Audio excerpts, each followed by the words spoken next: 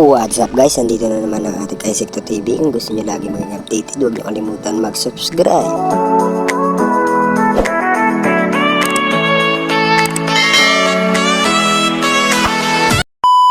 Marami sa atin ang natatakot sa tuwing nakakakita ng insekto. Peste pa nga ang trato natin sa kanila. Pero kahit kakaiba ang kanilang itsura, marami sa mga insekto ang nagtataglay ng superpowers na siguradong kabibiliban mo. Magsimula tayo sa larangan ng palakasan. Ito ang dung beetle at madalas mo silang makikitang abala sa pangungulekta ng pupu ng mga hayop. Binibilog nila ito at sobrang napakabaho, ngunit ang hindi nyo alam, napakabigat ng kanilang tinutulak. Ang mga dung beetle ay may timbang lamang na 30 grams, ngunit ang kanilang tinutulak ay may bigat na 300 grams. Oh, wow! 10 beses yun na mas mabigat pa sa kanilang katawan.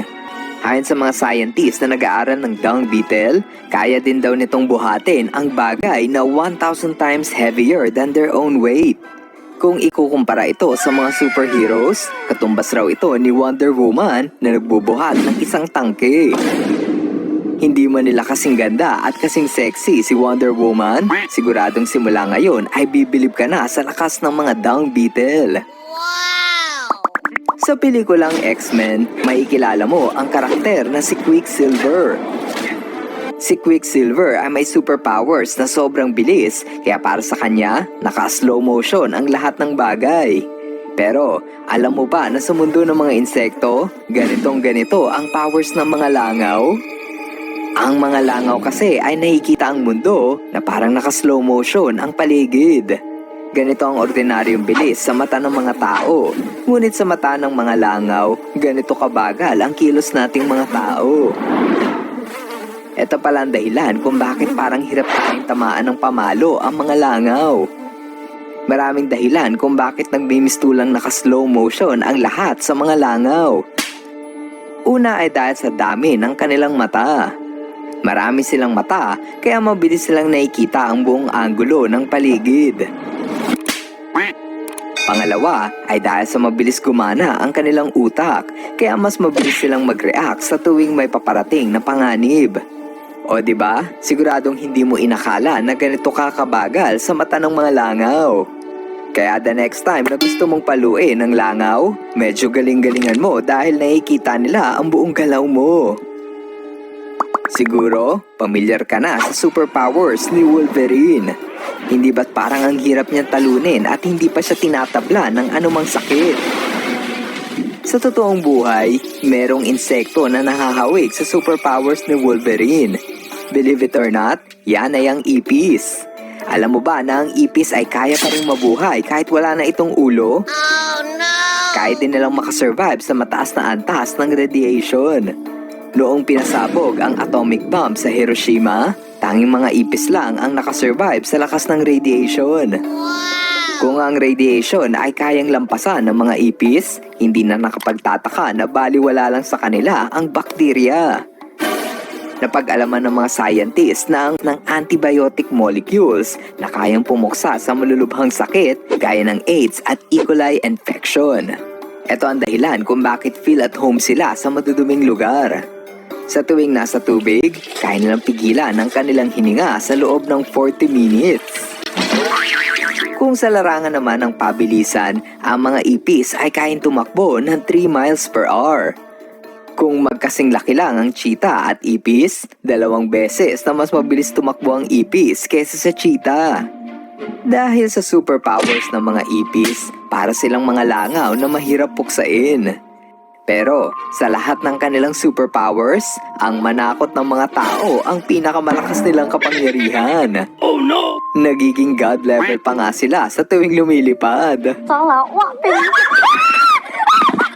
Sino ba sa atin ang hindi nakakakilala kay Incredible Hulk? Siguradong bumilib ka rin nang malaman mo kung gaano kataas tumalon si Hulk. Mukhang imposible na mayroong ganito kataas tumalon, pero alam mo ba na ganito rin kataas tumalon ang pulgas? Napag-alaman kasi ng mga scientists na ang isang pulgas ay kayang tumalon ng 100 beses ng haba ng kanilang katawan. Hindi yon amazing dahil sa sobrang liit lang ng pulgas, Pero kung kasing laki ito ng tao, dito mo makikita kung gaano sila kataas tumalon. Katumbas ito sa tao na kayang tumalon sa taas na 500 feet. Dahil sa jumping ability ng mga pulgas, nagagawa nila na magpalipat-lipat ng katawan ng biktima. O diba, ang astig siguro kung meron kang ganitong superpowers. Siguradong tatalon ka na lang para makaiwas sa traffic. Just make sure na matibay ang iyong binti para hindi ka sumemplang. Sa mundo ng mga superheroes, si Superman ang pinakamasipag lumipad. Kaya nga raw niyang ikutin ang mundo sa loob lang ng 1 minuto. Sa Animal Kingdom, mayroong hayop na kasing sipag ni Superman kung lumipad. Ang insekto na tinutukoy ko ay ang balang o locust.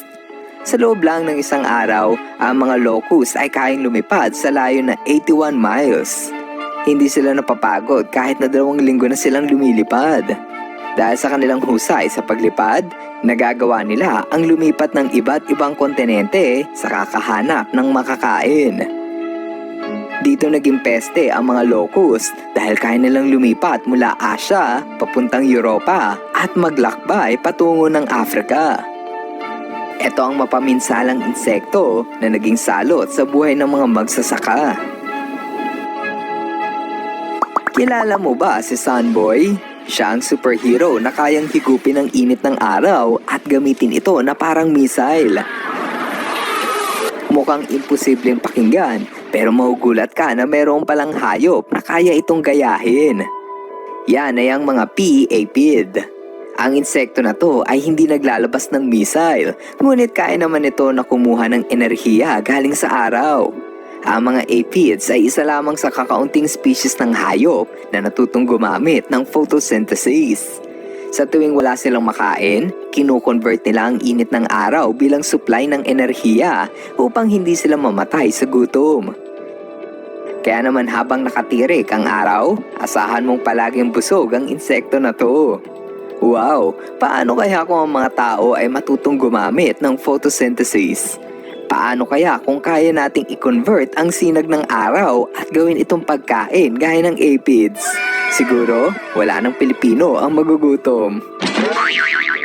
Sa dami ng uri ng insekto sa mundo, marami pa tayong pwedeng madiskubre ng superpowers. Hindi mo inakala na ang kapangyarihan at taglay ng mga superheroes ay makikita mo rin pala sa mga bulilit na insekto. Hanggang sa muli. Ikaw, Kung magkakaroon ka ng superpowers, anong powers ang mas gugustuhin mo? I-comment mo na yan sa baba ng video nang malaman namin. Ngayon,